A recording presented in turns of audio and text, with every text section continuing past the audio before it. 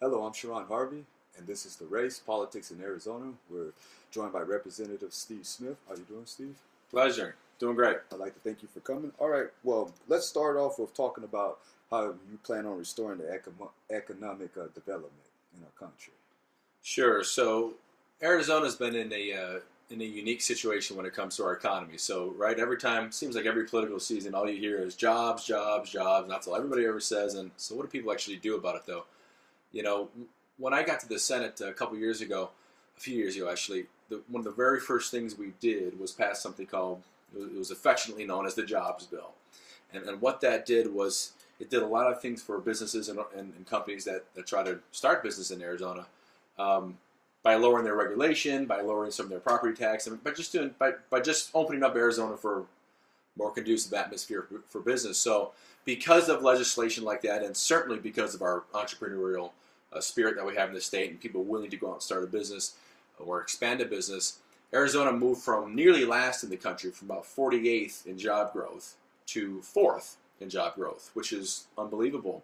Subsequently, then we became the #1 state in the nation to start up a business. So if you are an entrepreneur, Arizona is, according to all the stats, the best place to do that.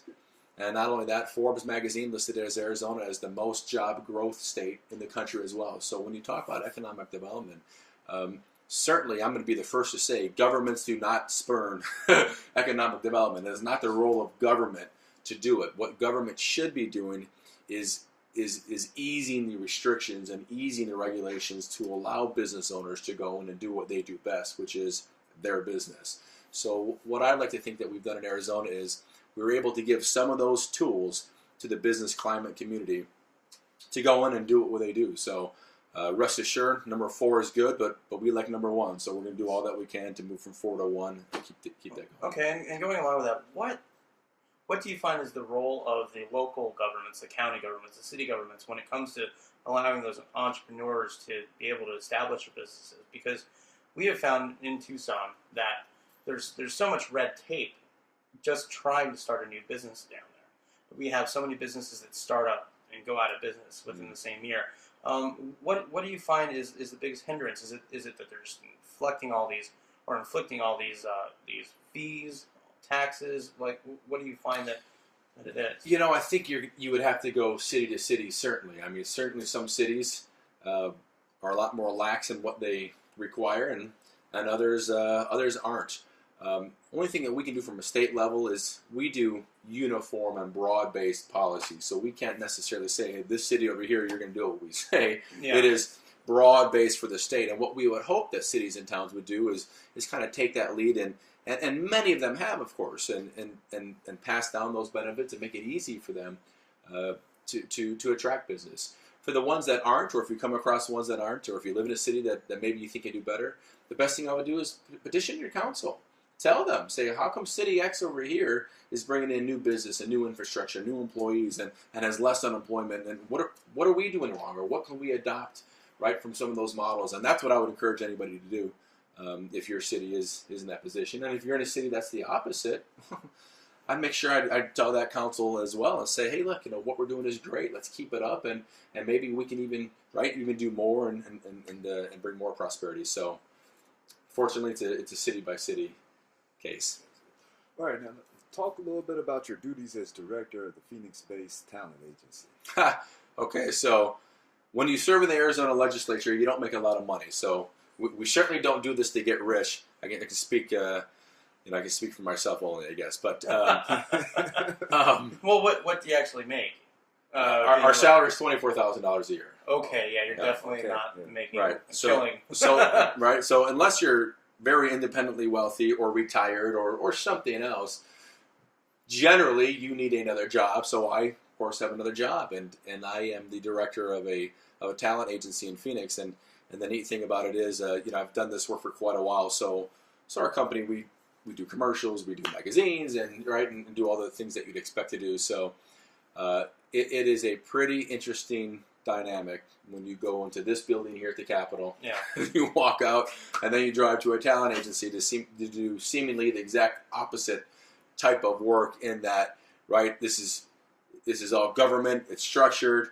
it's right Yeah. highly important, and then you walk into the entertainment industry, which of course I'm not going to say is not important, but again, they're two completely different worlds. But then again, Ronald Reagan was an actor, and Sure. so Yes, he was. Yes, he was. so I guess that's not a bad field to come from. No, it's not. And I know coming in here, we had to have a buzzer through every single door. We had to, so I mean, it's a totally different world. We go to these conventions, and it's just, hey, come on in. It's great. You guys are, media. Come on in. We want you everywhere. Here, it's just hold up. We're going to set you up in totally different environment. But Sure. it's very good because we get this closeness with you here because you're a representative. He's actually my representative in LD11 where I'm a PC. So I find that having to actually work here part time and then have to have another life is really you're just doing such a good service for all of us.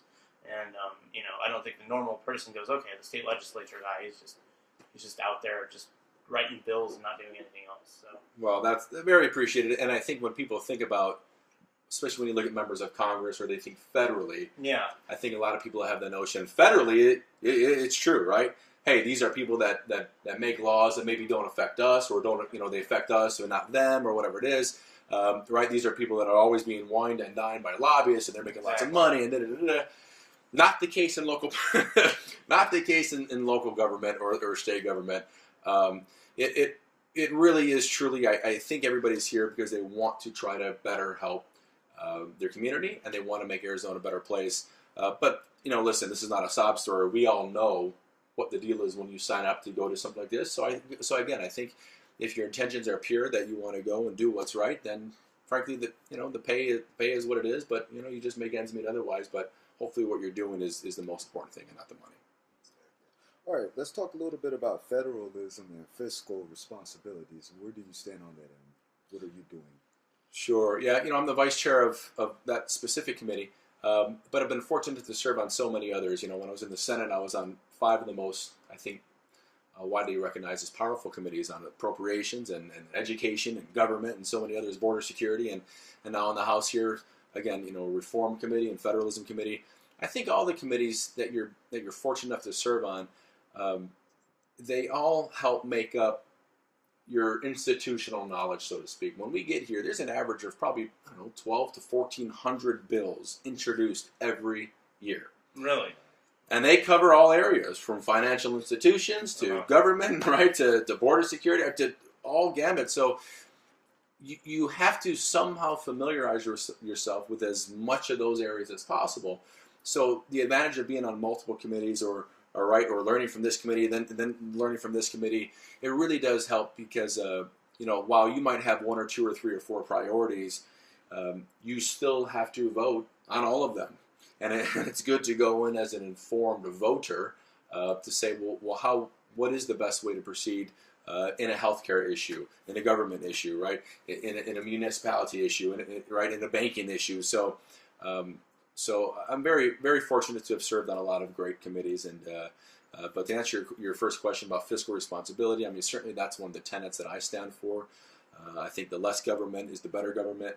I think, it's not our money, right? Everybody wants to say, well, we've got a $9 billion budget, and, well, it's not our money. No, every paycheck I'm paying state taxes. Right. Right. Too. And when I say our money, it's not the government's money. Exactly. It is the collective our money, right? It's Yes. the people's money. So I think it's prudent to be very, very, very careful when we're fortunate enough to have a surplus, which we do have, and a rainy day fund, which we do have. So many want to just say, oh, well, let's start getting out the checkbook and writing checks. And it's like, well, wait a minute. Just because there's extra money, no difference in you or my household, right? If you got a bonus at work and put in your bank, well, maybe some people want to use that for their kids' college education years down the road, and some people want to go buy a plasma TV with it. Hey, whatever you want to do, that's your choice because it's your money. But when it's the people's money and we have the jurisdiction over it, at least my belief is we need to be very, very, very responsible with it. And while that shiny new TV might be great, is that going to serve the best interest of the people going forward, or is that better saved for maybe a disaster down the road, or something that we might need later? Well, speaking of disasters, I want to talk to you specifically about something that many people see as an upcoming disaster, both fiscally and for our state.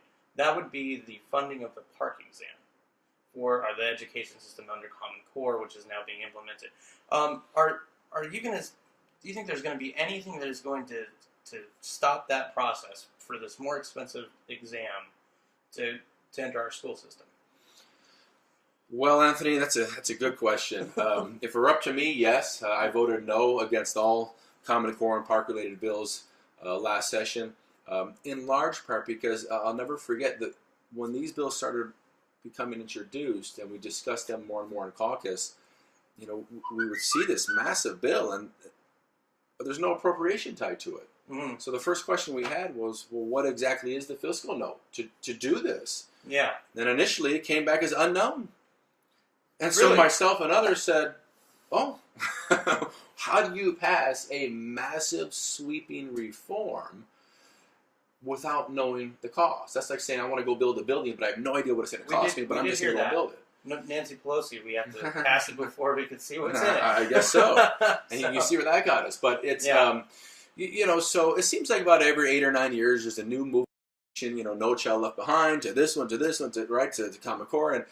And so they're not bad ideas to try to come up with how do we fix education. But I think especially with this and your question about park and maybe even the larger question of Common Core, it's, well, what actually is it? Mm-hmm. Does it bring upon the right style of learning that we think our children should have? Does it have any norm-recognized standard tests that largely our previous test had? And does it do these things? Does it achieve the outcomes that they say they're going to achieve? And I think a lot of that is either questionable or not answered. I mean, it doesn't mean it's all bad. I think some of the motives of it certainly are going to be good. When you say, hey, we want to focus more on this certain, on this type of learning exercises or whatnot, it's not all bad. But when you look at the entirety of it, then it becomes all bad because it doesn't mean some parts of a bad pie don't still taste good, right? I mean, so exactly. And that's what we looked at. We looked at the entirety of it. So, well, wait a minute. We don't know what the fiscal cost is. Rumor has it now to implement it for 2 years. It's over $500 million. Yes. That's alarming, right? Well, what alarmed me mostly was just the cost of a park test versus the current Ames test is almost double, just to do a standardized test. And we had the Ames test, and when that rolled out, it was a fiasco. It was, not even college professors could pass that exam. So I don't know if we're going to see the same problem again. And then in that case, we're going to end up having to totally change it again, because you see statewide fall in scores, and school districts and lobbyists just go crazy over it, and they decide it's time, we got to change this. And that's what happened with Ames. Ames had the same effect. And we're looking at now a new test that's going to cost twice as much. I mean, I don't understand why. I think there's a lot of things we don't understand about it, to be honest with you. And that's one of the reasons why myself and so many others were saying, okay, if it's a valid change of the system, can we further vet it? Can we know more about it? But I think there's so many unanswered questions with it, which is why for years I've always proposed, and the governor is now really adopting a performance pay model for teachers. I think that hey, we can have all these different exams and Park and Ames and No Child Left Behind, but to me, the best way a child learns is the quality of the teacher in front of the room. And you can have all the whiteboards you want, all the iPads you want, and everything else, and those are all good, but if the teacher is quality, the kids are going to learn. And I think if you find a metrics to measure how quality is that teacher, then that teacher ought to be paid a whole heck of a lot more from their bonus pay or their performance pay money. Which would be the 301 funding. In large part. Yes. And so that's why I had a proposition when I was in the Senate to say, well, let's put this metrics together. Now, John Hoopendahl, superintendent of our Arizona public school systems, has been working on a performance pay model for 20 years. Oh, well. I've been working on it for 3, right? So okay. it is not an easy nut to crack. However, what I would rather see us focus our attention and dollars on was let's make something like that the impetus to teach our kids.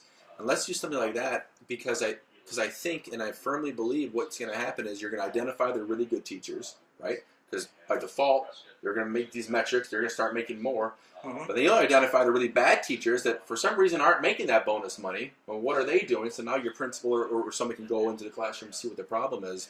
And what you hope to happen is is this synergy effect when you're a teacher and you're doing great, you're going to knock on my door and say, hey, teacher Steve, get those grade scores up, because part of the metrics that I envision is the teacher will get paid on individual effort, but then on school effort and maybe ultimately district effort.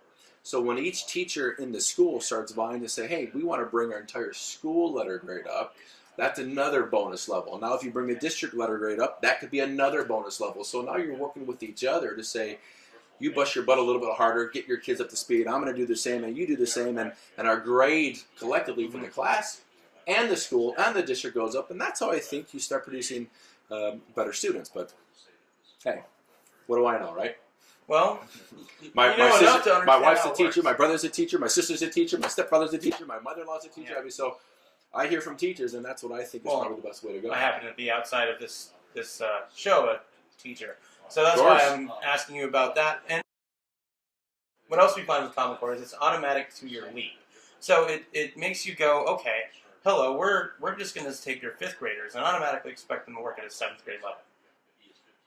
And that's what we've been encountering as we go through training that's provided by the county school superintendents, and it's just putting all these hurdles towards us to just change overnight. And so as a teacher, I know that we spend a lot of time on this particular thing, but do you see it coming up other than just the park funding?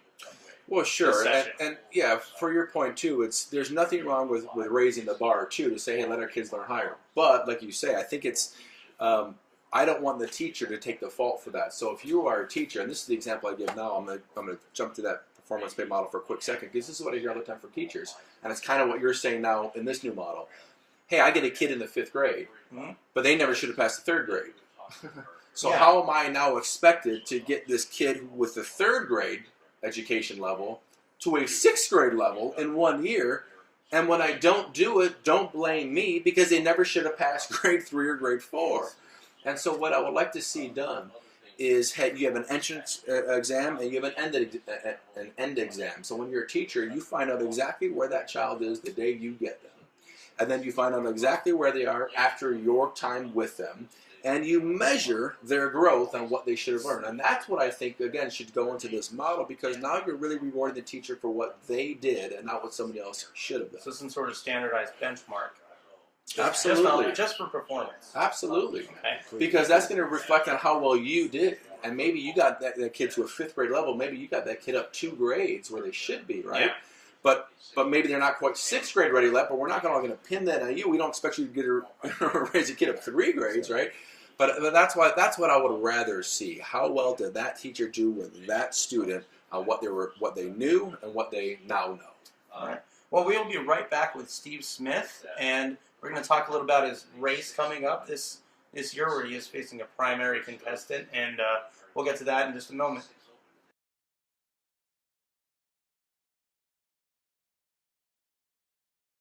Well, welcome back to the race. We're here with Steve Smith, representative from District 11, and we're going to go into a little bit about his upcoming race. Now, you are going to be running for the Senate again this year, and leaving the House, going back to where you were first elected, where you took out a dynasty in what is the Rebecca Rios and her long family in Southern Arizona politics. So, what's made you decide to go back to the Senate?